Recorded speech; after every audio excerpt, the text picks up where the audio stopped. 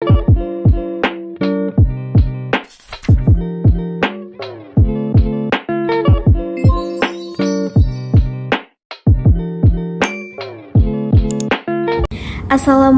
warahmatullahi wabarakatuh.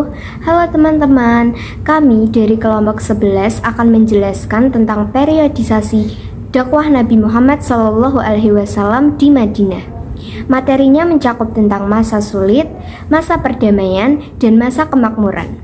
Mari kita simak videonya. Saya akan memulai dari masa sulit terlebih dahulu. Setelah Nabi Muhammad SAW berdakwah secara terang-terangan, hantaman dan siksaan dari kafir Quraisy mulai meningkat. Berbagai cara pun dilakukan kafir Quraisy agar Nabi Muhammad SAW tidak meneruskan dakwahnya.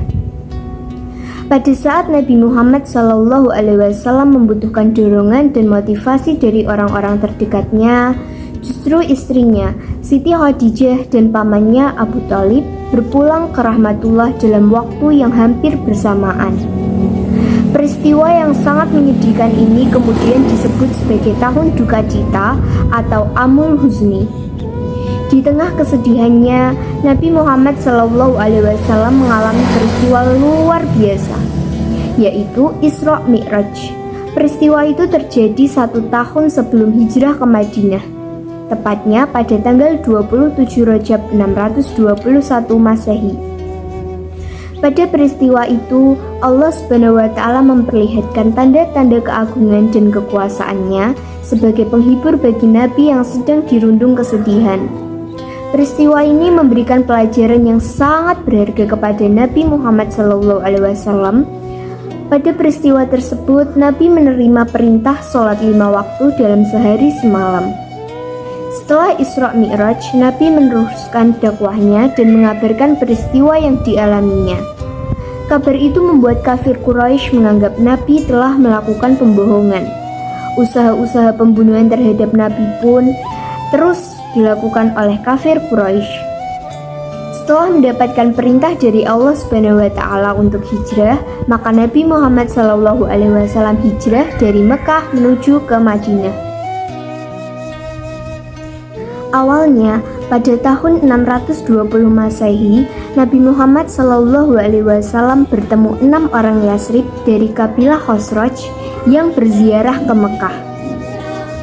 Dalam pertemuan tersebut, Nabi Muhammad SAW mengajak mereka untuk masuk Islam.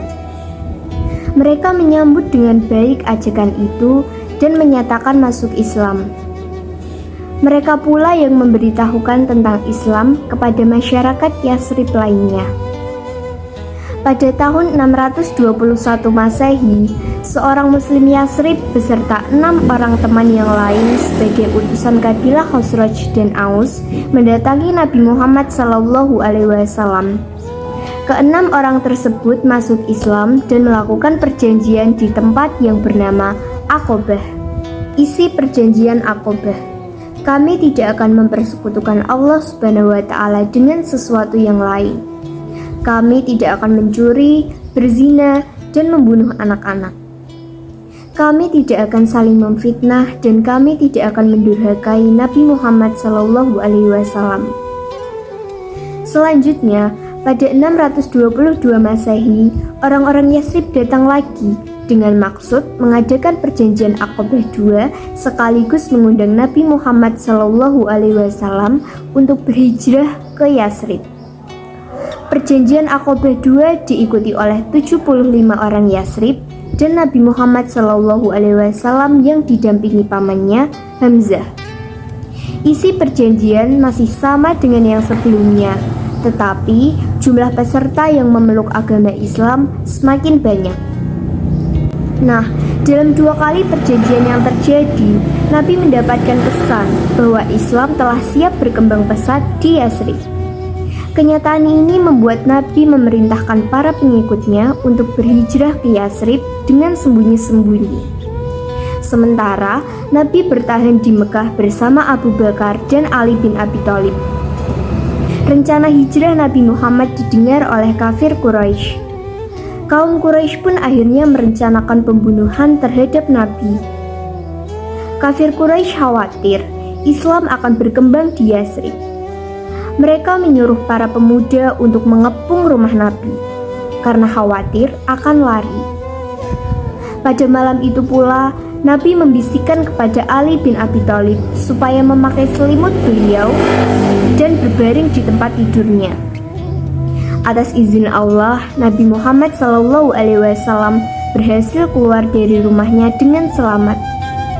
Tidak lama setelah Nabi meninggalkan rumahnya, para pemuda Quraisy terbangun dan masuk ke rumah beliau dengan penuh nafsu untuk membunuh. Akan tetapi, mereka hanya mendapatkan Ali bin Abi Thalib yang sedang tidur. Mereka kecewa dan tidak percaya dengan segala hal yang terjadi. Hal ini terjadi hanya karena pertolongan Allah Subhanahu wa taala. Perjalanan hijrah Rasulullah SAW. Menjelang larut malam, Nabi Muhammad SAW dan Abu Bakar bertolak ke selatan. Mereka sempat bersembunyi di Gua Su selama 3 hari 3 malam. Tidak ada seorang pun yang mengetahui persembunyiannya itu kecuali Abdullah bin Abu Bakar, kedua orang putrinya yakni Aisyah dan Asma, serta pembantu mereka yakni Amir bin Fuhairah. Pada hari ketiga, mereka mengetahui bahwa situasi sudah tenang. Mereka memutuskan melanjutkan perjalanan dengan berbekal yang disiapkan oleh putri Abu Bakar. Abdullah bin Uraikid dari Bani Du'il diminta sebagai petunjuk jalan. Kemudian membawa Nabi Muhammad SAW dan Abu Bakar ke arah selatan dengan hati-hati menuju Tihama di dekat Laut Merah. Selama 7 hari terus-menerus mereka berjalan. Mereka hanya beristirahat di bawah panas yang membara di musim kemarau dan melanjutkan perjalanan meraungi lautan padang pasir. Di tengah perjalanan, Rasulullah singgah di Quba, yakni sebuah desa yang berjarak 2 mil di selatan Madinah. Beliau membangun masjid di sana. Masjid ini merupakan masjid pertama dalam sejarah Islam. Beliau singgah di sana selama 4 hari, kemudian melanjutkan perjalanannya di Madinah. Pada hari Jumat pagi, beliau berangkat dari Quba dan tiba di perkampungan Bani Salim bin Auf pada waktu sholat Jumat. Kemudian sholatlah beliau di sana. Inilah sholat Jumat pertama dalam Islam, serta khutbahnya pun khutbah yang pertama. Nabi Muhammad SAW dan Abu Bakar tiba di Madinah pada tanggal 12 Rabiul Awal. Kedatangan beliau telah dinanti-nanti masyarakat Madinah. Mereka mengeluh-elukan Nabi Muhammad dan genderang pun gemuruh. Dan purnama telah muncul di tengah-tengah kita dari celah-celah perbukitan. Wajiblah kita bersyukur atas ajakannya kepada Allah Subhanahu wa taala. Wahai orang-orang yang dibangkitkan untuk kami, kau datang membawa sesuatu yang wajib ditaati. Begitulah syair penyambutan Nabi Muhammad saat di Madinah. Dakwah Nabi di Madinah. Setelah sampai di Madinah, Nabi Muhammad SAW mulai membuat program kerja, di antaranya membangun masjid, mempersaudarakan kaum muhajirin dan ansor, serta membuat perjanjian dengan penduduk Madinah. Pembangunan masjid segera dimulai dan seluruh umat Islam ikut ambil kebagian, sehingga berdirilah sebuah masjid yang berdinding bata,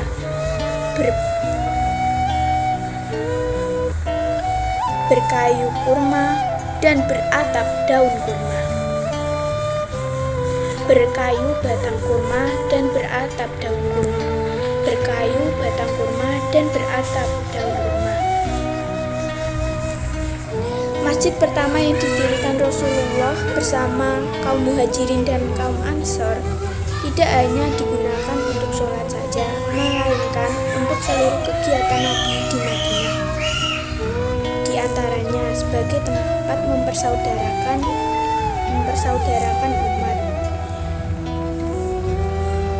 bermusyawarah tentang perkembangan Islam, mengkaji ilmu agama, bahkan sebagai pusat pemerintahan setelah Rasulullah SAW dipilih sebagai pemimpin di Madinah. Persaudarakan antara kaum muhajirin dan ansar. Muhajirin adalah orang yang orang Mekah yang hijrah ke Madinah, sedangkan Ansar adalah orang Madinah yang menyambut kaum Muhajirin. Orang Ansar mengakui setiap orang Muhajirin adalah saudaranya sendiri, maka itu mereka mempersilahkan tempat tinggalnya untuk dihuni dan fasilitas di rumahnya agar dipakai. Di antara para sahabat dipersaudarakan adalah piagam Madinah. Selanjutnya Nabi Muhammad merumuskan piagam yang berlaku bagi seluruh orang Madinah dan orang muslimin dan orang-orang non-muslim yang di Madinah, yang kemudian disebut piagam Madinah. Isi dari piagam tersebut adalah: 1. Kaum Yahudi bersama kaum muslimin wajib turut dalam peperangan. Yang kedua, kaum muslimin dari Bani Auf diperlakukan sama dengan kaum muslimin. Yang ketiga, kaum Yahudi tetap dengan agama mereka Yahudi, dan demikian pula dengan kaum muslimin. Yang keempat, semua kaum Yahudi dari semua suku dan kabilah di Madinah diperlakukan sama dengan kaum Yahudi Bani Auf. Yang kelima, kaum Yahudi dan muslimin harus saling tolong menolong dalam memerangi atau menghadapi musuh. Yang keenam, kaum Yahudi dan muslimin baru senantiasa saling berbuat baik dan saling mengingatkan ketika terjadi penganiayaan atau kedoliman. Yang ketujuh, kota Madinah dipertahankan bersama dari serangan pihak luar. Yang kedelapan, semua penduduk Madinah dijamin keselamatannya kecuali bagi orang yang berbuat jahat. Perlu diketahui bahwa di Madinah tidak hanya orang-orang Islam saja yang tinggal, tetapi banyak agama di sana, dan agar terjadi hubungan yang baik, saling menghormati, toleransi, dan menjaga lingkungan di Madinah, maka harus ada kesepakatan bersama. Piagam inilah yang Ibnu Hisham disebut sebagai undang-undang dan dasar negara dan pemerintahan Islam yang pertama. Isinya mencakup antara lain peri kemanusiaan, keadilan sosial, toleransi beragama, dan gotong royong. Masa kemakmuran dengan program-program cerdas yang dilakukan Nabi Muhammad SAW, Madinah menjadi daerah yang sangat maju baik peradaban maupun kebudayaannya, sehingga terkenal dengan sebutan Al-Madinah Al-Munawwarah, yang artinya kota yang bercahaya.